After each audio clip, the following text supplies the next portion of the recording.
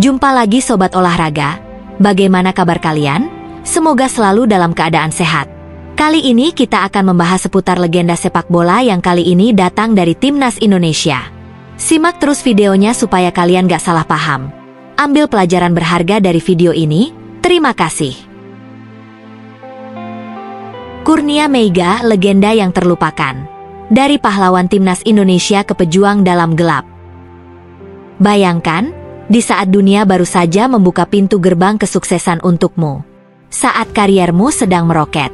Nama dan wajahmu terpampang di layar kaca, dielu-elukan ribuan pasang mata di tribun stadion, menjadi simbol harapan dan kebanggaan jutaan rakyat Indonesia. Tapi mendadak, semua itu sirna. Bukan karena skandal. Bukan karena usia. Bukan pula karena keputusan pribadi. Tapi karena satu hal yang paling tragis dari semua. Tubuhmu sendiri memutuskan untuk berhenti berjuang. Inilah kisah pilu seorang legenda bernama Kurnia Meiga Hermansyah. Sosok penjaga gawang yang pernah berdiri kokoh sebagai benteng terakhir pertahanan merah putih. Yang dulu membuat barisan penyerang Asia Tenggara frustrasi karena ketangguhannya. Yang pernah disebut sebagai calon kiper terbaik sepanjang sejarah Indonesia. Tapi kini, namanya nyaris tak terdengar. Ia tidak lagi disorot media, tidak lagi dipanggil ke stadion, bahkan tidak lagi diingat oleh federasi yang pernah ia bela mati-matian. Padahal, jika kita menelusuri jejak hidupnya, Kurnia Meiga adalah sosok langka. Ia bukan hanya pemain bola.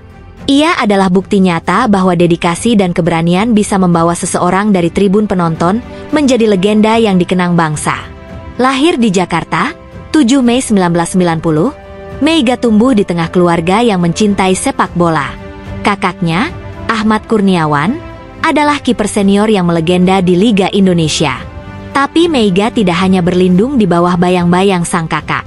Sejak usia muda, ia menunjukkan bahwa dirinya adalah talenta besar yang berdiri di atas kakinya sendiri.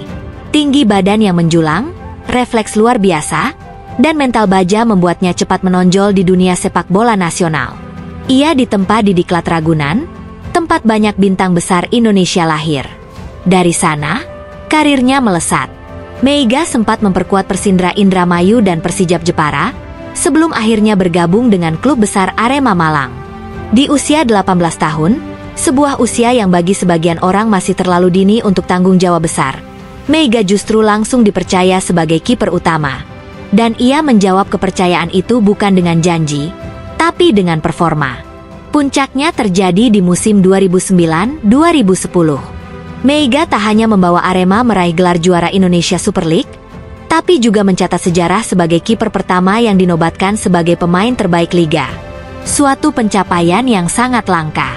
Di dunia sepak bola, penjaga gawang kerap dianggap sebagai aktor pendukung.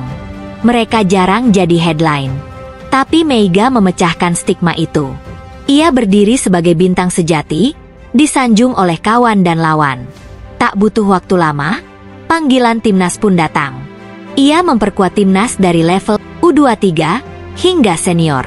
Dan momen terbesarnya adalah ketika ia menjadi kiper utama di ajang Piala AFF 2016. Di turnamen itu, Meiga bukan hanya menjaga gawang.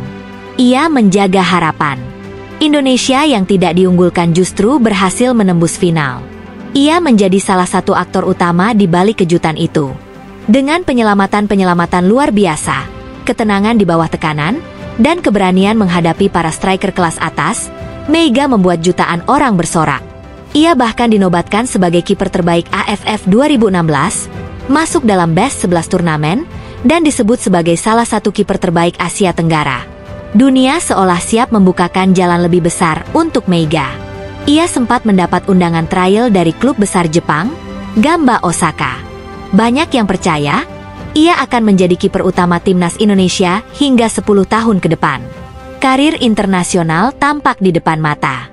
Tapi di titik inilah, takdir mulai berbelok dengan kejam. Awal kehancuran, saat penglihatan mulai kabur. Pertengahan 2017 menjadi titik balik yang menghancurkan.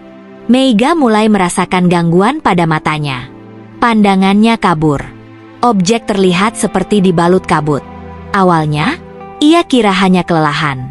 Tapi kondisinya makin memburuk. Setelah serangkaian pemeriksaan, Hasilnya sungguh menghantam. Ia didiagnosis mengidap papiledema, yakni pembengkakan saraf optik akibat tekanan di dalam otak. Ini bukan penyakit biasa. Ini penyakit langka yang bisa membuat seseorang kehilangan penglihatannya secara permanen. Diagnosis itu tak hanya mengakhiri musim Meiga, tapi juga mengakhiri seluruh karir profesionalnya sebagai pesepak bola. Ia terpaksa menghentikan segalanya. Tidak ada konferensi pers. Tidak ada pertandingan perpisahan. Tidak ada perayaan karir. Ia menghilang begitu saja setelah satu pertandingan terakhir melawan Barito Putra. Bagi sebagian besar publik, hilangnya Meiga adalah misteri. Tapi di balik itu, ia tengah menjalani perjuangan berat. Pengobatan, baik di dalam maupun luar negeri, ia tempuh. Tapi semua itu membutuhkan biaya besar. Dan disinilah realitas sepak bola Indonesia menunjukkan wajah suramnya. Tidak ada sistem jaminan kesehatan atau pensiun bagi pemain. Tidak ada lembaga yang menjamin kelangsungan hidup mereka ketika karir berhenti secara tiba-tiba. Dari trofi ke meja dagang. Untuk bertahan hidup, Meiga harus mengambil keputusan pahit. Ia menjual barang-barang bersejarah yang pernah ia perjuangkan dengan darah dan keringat. Medali, jersey, trofi, semuanya dijual untuk menutup biaya berobat. Tidak sedikit yang meneteskan air mata melihat kabar itu. Seorang legenda bangsa menjual kenangan emas demi selembar uang untuk bertahan hidup. Tapi Meiga tidak menyerah. Ia bangkit. Dalam diam, ia membuka usaha kecil-kecilan. Keripik emping merek, KM, ia jual lewat media sosial. Ia juga membuat konten di TikTok dan YouTube, bukan untuk mencari ketenaran baru, tapi sebagai cara untuk tetap terhubung dengan dunia yang dulu mengeluh-elukannya. Namun hidup belum selesai menguji kurnia Meiga. Badai kehidupan, rumah tangga hancur, fitnah menyakitkan.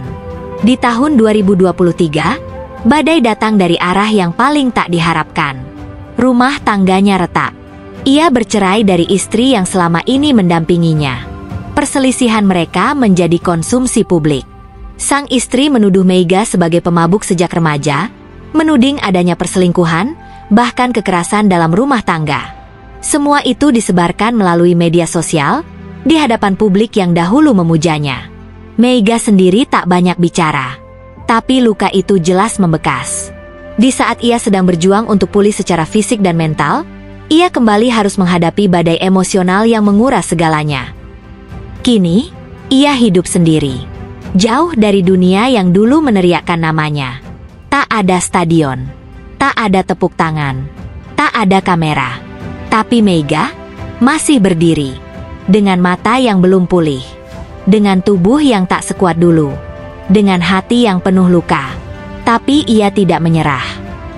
Luka kolektif sepak bola Indonesia.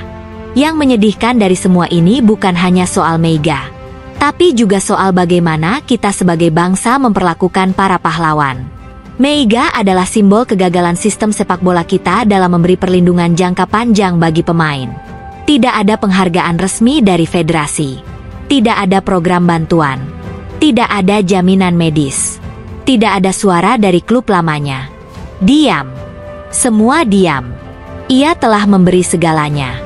Kini, ketika ia tak bisa lagi bermain, justru semua orang menjauh. Seolah karirnya hanyalah angka di masa lalu. Seolah dedikasinya hanya berlaku selama ia mampu berdiri di atas lapangan. Waktunya bangsa ini berkaca. Kisah Meiga seharusnya menjadi cermin bagi kita semua.